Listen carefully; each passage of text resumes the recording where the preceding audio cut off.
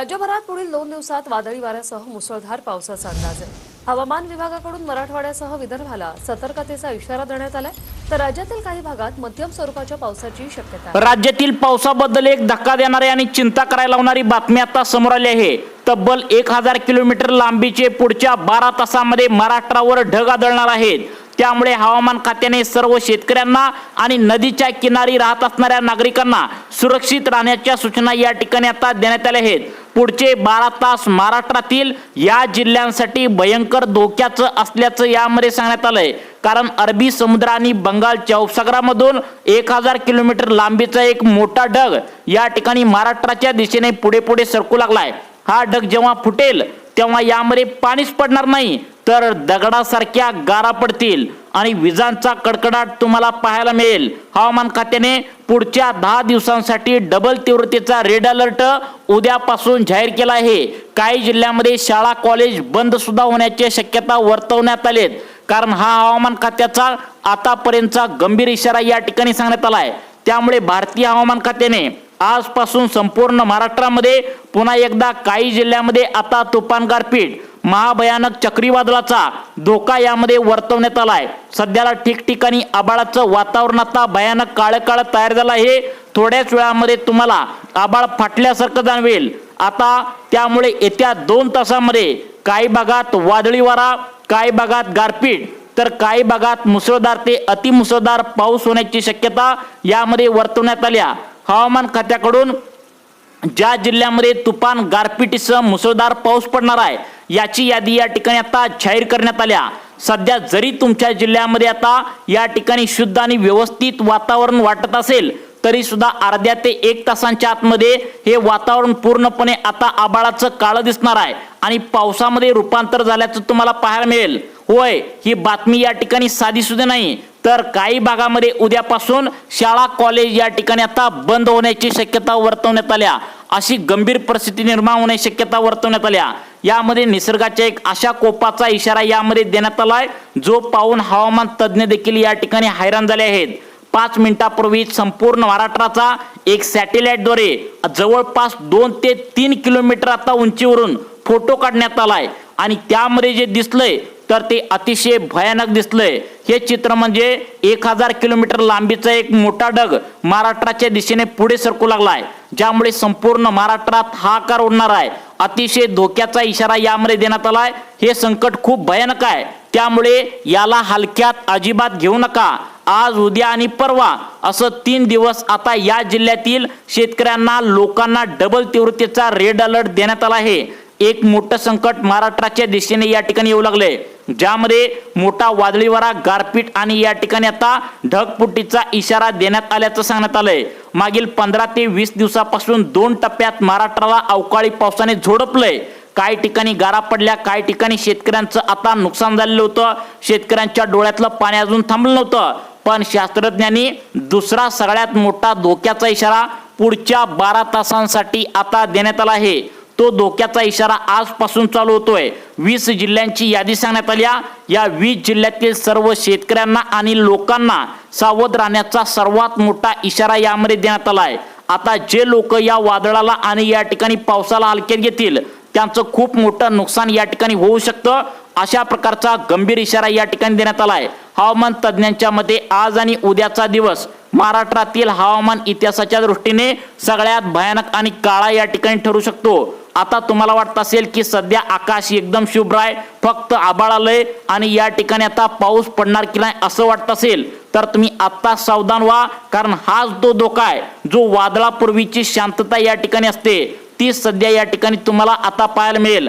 पुढच्या 2 तासांमध्ये या भागात आता नदी नाले तुडुंब भरून वाहतील। रस्त्याने आता मांडे इतकं, गुडघ्या इतकं पाणी तुम्हाला दिसायला सुरुवात होईल। हवामान खात्याने स्पष्ट केलंय की हा 1000 किलोमीटरचा जो ढग आहे तर तो उत्तर भारताकडून सरकत असताना वाटेत अरबी समुद्रातील आर्द्रता शोषून घेत आहे, ज्यामुळे त्याची आता ताकद दुप्पट ते तिप्पट पटीने वाढू लागल्या। जेव्हा हा ढग फुटेल तेव्हा पाऊसच पडणार नाही, तर जणू काय आबाळ फाटेल अशी परिस्थिती या ठिकाणी संपूर्ण महाराष्ट्रभर आता निर्माण होण्याची शक्यता वर्तवण्यात आल्या। त्यामुळे अत्यंत गंभीर धोका असल्याचं सांगण्यात आलंय। कारण यामध्ये सुपर एल निनो नावाचा एक आता राक्षस सक्रिय झाला आहे, ज्याने 15 ते 20 वर्षापूर्वी विदर्भात, मराठवाडा आणि कोकण रात्रीच्या वेळी स्मशान शांततेत लोटलं होतं. त्यावेळी या ठिकाणी लोकांना पाण्यात या ठिकाणी वाहून टाकलं होतं. हवामान तज्ज्ञांच्या गुप्त बैठकीत एकाच नाव वारंवार या ठिकाणी घेतलं जातंय, सुपर एल निनो. हा प्रशांत महासागरात दडलेला तो आता जुना शत्रू आहे. दर 15 ते 20 वर्षांनी जागा होतो. आता या ठिकाणी तो एकटा नाही आहे, तर अरबी समुद्रातून उठणाऱ्या वाफेच्या अवाढव्य डोंगरांना जेव्हा हिमालयाची बर्फाळ हवा धडकते, तेव्हा 1000 किलोमीटरच्या ढगांची निर्मिती या ठिकाणी झाल्याचं पाहायला मिळतंय. त्यामुळे शास्त्रज्ञ सांगतायत की हे ढग जमिनीपासून तब्बल 10 किलोमीटर उंचीवर आहेत. हे ढग इतके जड झालेत, इतके काळे कुट्ट झालेत की जेव्हा हे फुटतील तेव्हा पावसाचे थेंब नाही, तर आकाशातून बर्फाचे गोळे या ठिकाणी बरसल्याचं पाहायला मिळेल. या ठिकाणी भर दुपारी आता ऊन उद्या या ठिकाणी गायब होईल आणि संपूर्ण महाराष्ट्रात रात्री काळोखासारखं उद्या पडलेलं दिसेल. यालाच तज्ज्ञ आता निसर्गाचा ब्लॅकआउट म्हणतात. खरं तर या ढगांची जी मालिका आहे तर ती संपूर्ण महाराष्ट्रावर आज रात्रीपर्यंत धडकणार आहे.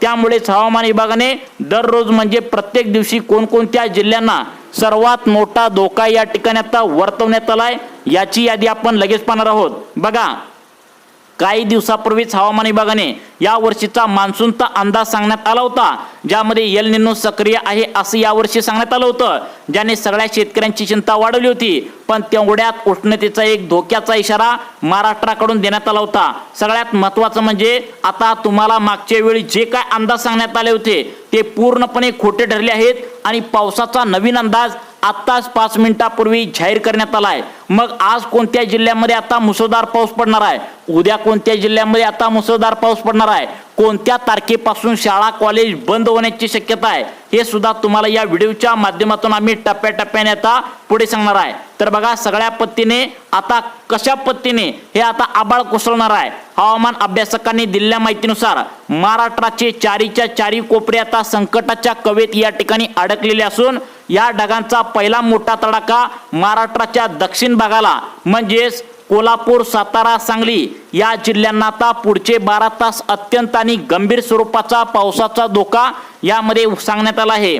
आज थोड्याच वेळात इथल्या वातावरणात या ठिकाणी आता आकाश पूर्ण काळकुट्ट होईल आणि या ठिकाणी सगळ्यात महत्त्वाचं म्हणजे आता दिवसा सुद्धा गाड्यांचे दिवे लावून प्रवास करावा लागेल.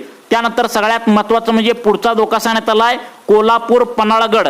आता पन्हाळा किल्ल्याच्या परिसरात कोल्हापूर जिल्ह्यात पावसाळ्यासारखं नाही तर ढगफुटीसारखं वातावरण होईल. आता एका तासामध्ये 200 ते 250 आता मिलीमीटर पाऊस पडून संपूर्ण या ठिकाणी आता पंचगंगा नदीला पूर येण्याचा धोका सांगण्यात आलाय. त्यानंतर आता पुणे साईडचे बारामतीकरांना यावेळेस साधी गारपीट नाही तर चक्क बर्फाचे गोळे आकाशातून कोसळताना तुम्हाला थोड्याच वेळामध्ये पाहायला मिळेल. भीषण असेल, जमीनला हादरे बसतील. इथं या ठिकाणी आता विजांचा दणका तुम्हाला पाहायला मिळेल. त्यानंतर दुसरा दणका बसणार आहे उत्तर महाराष्ट्राचा काही भाग आणि खानदेशाचा काही भाग. तिथे काय होणार आहे तर ढग पडणार आहे. दुसरा दणका जिथे असेल तिथे तिसरा दणका कुठं आहे आणि 5वा दणका कुठं आहे, असं टप्प्याटप्प्याने तुम्हाला जिल्ह्यांची सर्व यादी आता या ठिकाणी पाहणार आहोत. बघा, पुढचा जिल्हा आहे नाशिक, जळगाव, धुळे, नंदुरबार या जिल्ह्यांसाठी ताशी 100 ते 120 किलोमीटरचे वारे या ठिकाणी अचानक वाहू लागतील. वारे आता घरावरील पत्रे, जुनी झाडं आता कागदासारखी उडवून लावतील. त्यामुळे तुमचं जर या ठिकाणी उन्हाळी पिके केले असेल, द्राक्षे असेल, कांदे वगैरे केले असेल तर निसर्गाचा थेट हल्ला या ठिकाणी होऊ शकतो. नाशिकमधील इगतपुरी, संगमनेर या परिसरात गारपिटीचा थरार आणि या ठिकाणी मुसळधार पावसाची शक्यता यामध्ये आता सांगण्यात आले आहे.